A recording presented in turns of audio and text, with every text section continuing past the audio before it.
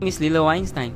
As much as I want to stay inside my lab all day and continue tinkering my inventions, I can't because I am still attending school, and today my psychology class is about to finish. Class, you have an assignment today. Research about the brief history of the nerve cells or neurons. Then, identify its parts and functions. That's all, and you may go. Yay! At last, I can finally use my invention to help me with this assignment.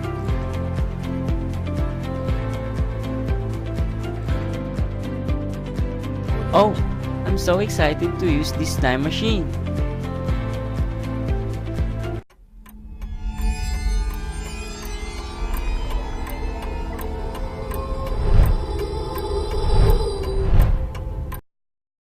Men ought to know that from nothing else but the brain comes joy, delights, laughter, and sports and lamentations. And by the same organ we become mad and delirious, and fears and terrors assail us some by night and some by day, and by dreams and ultimately wanderings and cares that are not suitable and ignorance of the present circumstances and unstillfulness. All these things we endure from the brain when it's not healthy.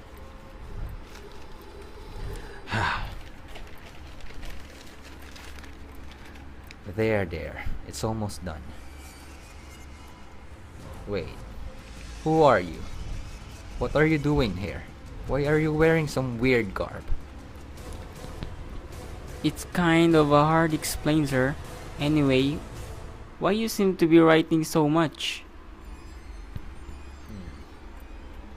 I'm Hippocrates, of course. I'd be writing and studying a lot.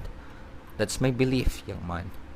I'm going to compile them and call them the compilation on the disease.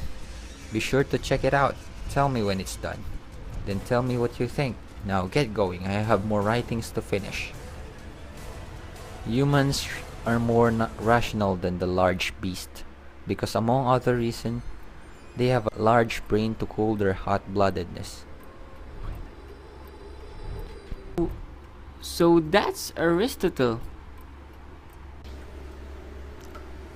If Hippocrates' bodily humor theory states that imbalances in one of the four bodily fluids cause differences in human moods, then an imbalance on its humor corresponded with a particular human emotion. Let's see. The blood for the sanguine, those extroverted and social people. The black bile. Black? Blacks for melancholy. Melancholic, the creative, kind, and considerate. Yellow biles for the choleric. Yellow. The energetic, passionate, and charismatic ones. What's the last one? Phlegm. Phlegm it is. For dependability, kindness, and affection. Wow, that's long. And who might you be? I am Galen. Call me Lilo, sir. Brock is going to perform the autopsy. He has arrived. I heard this Stan who died. Yeah, Louis Victor Levorn. That man who speak nothing but tan. Tan? For real. So that's why he called tan. Yeah, he's diagnosed with progressive speech loss and paralysis.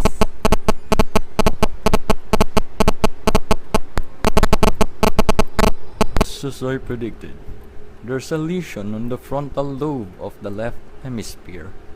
Indeed, this part is connected to the articulated language. I must get more autopsy evidence to support this.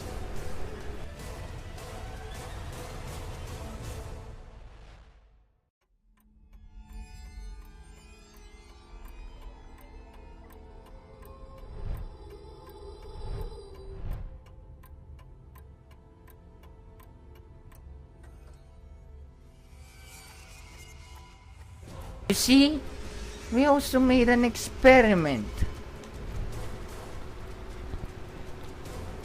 Here's what we found out. A long slender tissue that did not seem to branch much.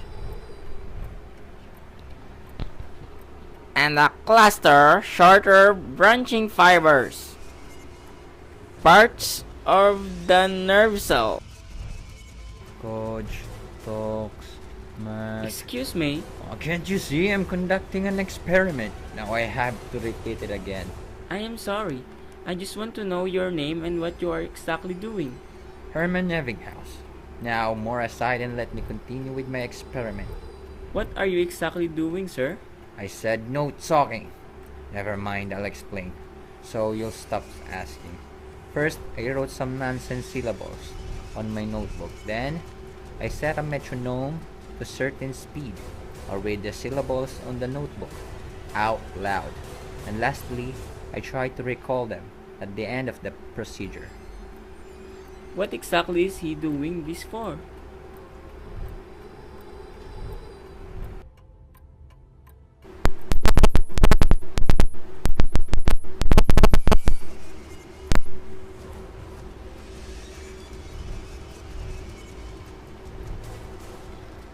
This doesn't add up.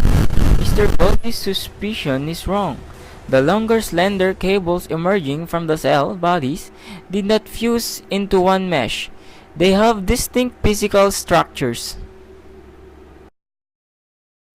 That's not true. That's ridiculous. I'm quite convinced on what Kahal said.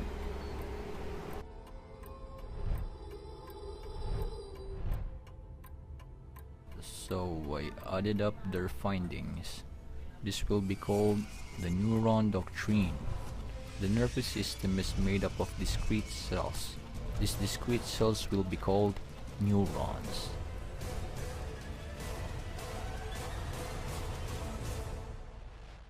There's the neurons and its dendrites. This part, which is long and slender, that transmit the signals away from the cell bodies, will be called axons.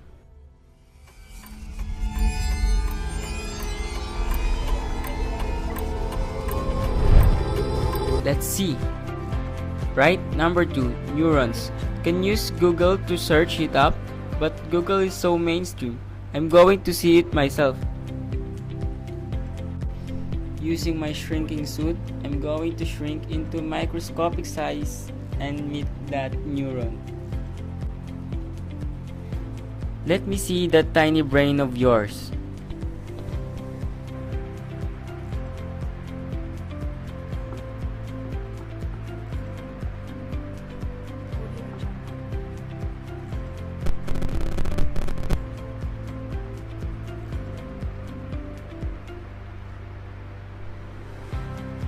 Hairs to enter my lair. Wow, you can talk? Wow, you can hear? Are we finished talking about obvious things? Sorry, Nam. By the way, Mr. Brain, can you help me find some neurons? Don't worry, they're not that hard to find. Some of them are just there running around, but you need to shrink into cell size. Alright, copy. Thanks, Mr. Brain. You're welcome. Just be careful and don't touch anything. Oh, that was fast. Excuse me, Mr. Neuron. Did you just assume my gender? Oh, sorry. I mean miss. No, man. Just kidding. How can I help you, man? You're a neuron, right? Yes, I am. I'm also a band vocalist.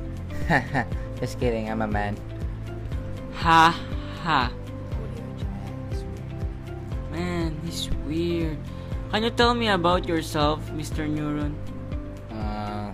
Like any cool neurons, man. I'm responsible in adapting the transmission of information from the stimulus to a response. Can you please identify your parts and its functions? It's a bit awkward, but sure. First, is that your face?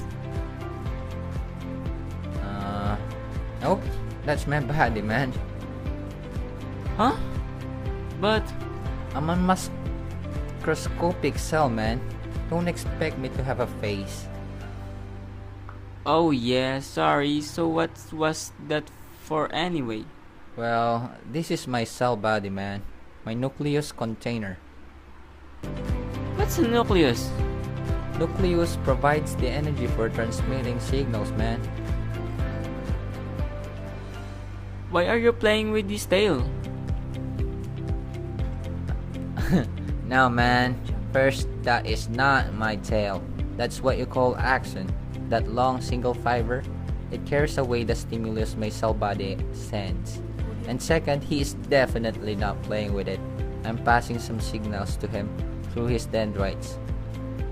Wait. Is the dendrite that roots looking thingy right there? Yeah, man, that space between my axon and his dendrite is what you call synapse. By the way, dendrites are those short fibers branching out of him. It receives the stimulus I send. Oh, thanks, man. I think this is enough. See ya later, man. Oh man, bye man. Alright.